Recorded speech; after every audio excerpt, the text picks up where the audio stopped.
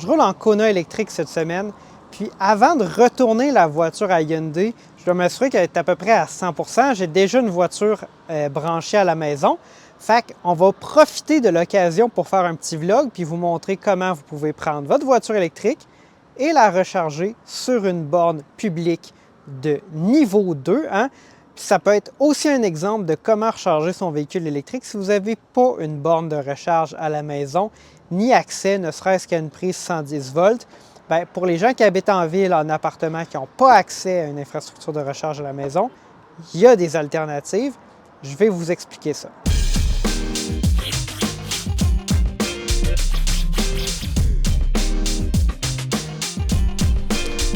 La première étape et le plus facile, je dirais, c'est de commencer avec l'application du circuit électrique. Vous créez un compte, vous allez avoir une carte aussi, vous pouvez mettre de l'argent dedans. Il va vous donner accès à plusieurs systèmes de bornes de recharge. Donc, les bornes qu'on a ici, bien, ce sont des petites bornes en Flow, comme vous voyez. Flow qui appartient évidemment à Aide Énergie, une entreprise québécoise. Donc, ce réseau-là, comme d'autres réseaux, entre autres ChargePoint, et évidemment ceux du circuit électrique, sont disponibles dans l'application. Donc, j'ai trouvé cette borne-là. Le tarif, c'est 1,50 $ pour la recharge à 7,2 kW. Ça revient environ à 20 sous du kilowattheure, à peu près 2 fois plus cher que quand on recharge à la maison. Beaucoup de bornes du circuit électrique sont 1 $ de l'heure. J'ai même vu des bornes à certains endroits dans un centre d'achat près de chez moi où entre minuit et 6 heures, elles sont à 50 sous de l'heure, ce qui revient à moins de 10 sous le kilowattheure et ce qui est aussi moins cher que la recharge à la maison. Donc là, on va se connecter à une borne de niveau 2. Donc, vous pouvez voir dans l'application où, si vous regardez sur la borne, vous allez voir le numéro de celle-ci. Donc, vous voyez, on a une petite borne ici. Il y a un numéro qui est affiché sur la borne. Donc, dans l'application, on va sélectionner cette borne-là, mais avant, on va connecter le pistolet sur la voiture.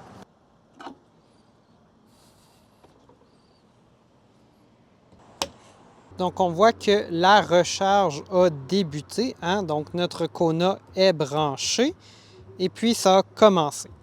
Donc là, il va se dérouler peut-être environ 1 à 2 heures. Je vais laisser le véhicule aller chercher sa recharge maximale. Puis ensuite, il va être prêt à être récupéré par Hyundai Canada. Ce qui est intéressant, c'est de voir que là, bon, on est à 77 %. Donc, on sait qu'on a une batterie de 60 kWh, 64,8 kWh, donc un peu plus de 20 %. Ça nous donnerait quoi? À peu près 15 kWh. Donc, on pourrait s'attendre à ce que ça prenne à peu près 2 heures. Là, on estime 2h50. C'est possible que vers la fin là, de la recharge, ça soit un peu plus long. On voit qu'on charge à 6,9, 6,8 kWh, alors que la borne est une borne 7,2 kWh de flow. Donc, ben ça s'explique probablement parce qu'il y a des petites pertes dans le processus. On voit aussi que notre autonomie là, sera de 509 km à la fin. C'est parce que, évidemment, j'ai travaillé fort cette semaine à réduire la consommation. Ce qui est particulier des bornes de recharge niveau 2 public comme ça, c'est que souvent, c'est des endroits où ils sont relativement peu utilisés. Si vous vivez plus densément en ville, là, ça se peut que ça soit plus utilisé. Mais il y a quand même beaucoup d'endroits où vous allez pouvoir brancher votre véhicule comme ça, puis vous allez les payer 1 $, 1,50 $, 2 $ de l'heure en activité, donc pendant la recharge, puis parfois un tarif réduit, genre 20 sous de l'heure, pas en recharge. Donc c'est correct, c'est acceptable de laisser votre voiture là 1 heure ou 2 ou 5 heures ou 8 heures, le temps que vous avez besoin pour la recharge. Puis petit truc intéressant, il y a même des endroits en ville où c'est moins cher charger sa voiture sur une borne de niveau 2 que de payer le stationnement. Donc si vous avez une voiture électrique, puis il y a des stationnements pour voitures électriques avec des bornes de recharge, ça peut être une alternative intéressante. Fait que là, on va laisser la voiture là, puis je vais revenir, puis vous allez me suivre, qu'on va venir la chercher un peu plus tard dans la soirée. C'est écoulé environ 1 heure depuis le début de la recharge. C'était le temps que j'avais juste pour faire le test d'aujourd'hui. Je vais finir la recharge à la maison sur le 110. Donc, 1h50 de recharge qui resterait pour acheter les 15 % qui manquent. On a déjà 423 km d'autonomie. Bon, puis de toute façon, ça va être assez là, dans le contexte pour ce que j'ai de besoin. Fait qu'on va retourner à notre borne, en fait, on va aller se débrancher de sur la borne. Donc, ça ne sera pas trop compliqué pour la suite. Des fois, il faut quand même s'assurer que la voiture est déverrouillée pour permettre le retrait du pistolet. Il y a certaines voitures qui vont ou pas verrouiller le port. Souvent, ils vont le faire. Des fois, il y a une option pour éliminer ça. Donc, moi, ma voiture à la maison, par exemple, je n'ai pas verrouillé. Je ne verrouille pas jamais le pistolet. C'est déverrouillé. On retire le pistolet. Puis, on vient le réinstaller. Et puis là, bon, la borne dit qu'elle est toujours en utilisation.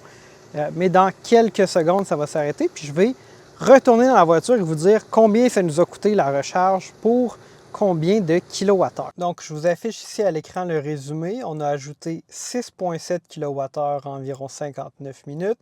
Ça nous a coûté tout juste sous les 1,50 $. Donc, si on fait une petite règle de 3, si on avait rechargé de 0 à 100% les 64,8 kWh de la voiture, ça nous aurait coûté quoi? Environ 15 $, légèrement moins que 15 $ pour parcourir un autre 420 km, ce qui est beaucoup moins cher, évidemment, qu'une version à essence, même si on s'est rechargé sur une borne publique. Et même si je n'ai pas pris les moins chers, je vous ai dit, celle-là est à 1,50 $, vous allez souvent en trouver qui sont à 1 $ de l'heure, surtout celle du circuit électrique. Là, ça donnait bien la borne Flow qui est ici pour le trajet que j'avais à faire, là, puis l'endroit où je dois ramener le véhicule, c'était parfait. C'était Gabriel pour plus de millage. Si vous voulez plus de contenu comme celui-là, ben, je vous invite à faire un like, me dire quel genre de contenu vous voulez, puis vous abonner à la chaîne. En likant les vidéos, puis en mettant des commentaires, on génère du trafic, il y a plus de gens qui les voient, ça augmente l'engagement. Et puis, c'est ça qu'on a de besoin. On s'investit un peu plus, moi et Alexandre, dans le contenu, puis on veut continuer comme ça. Mais on a besoin de votre support, bien évidemment, pour continuer. C'était Gabriel pour plus de millage. On se dit à la prochaine.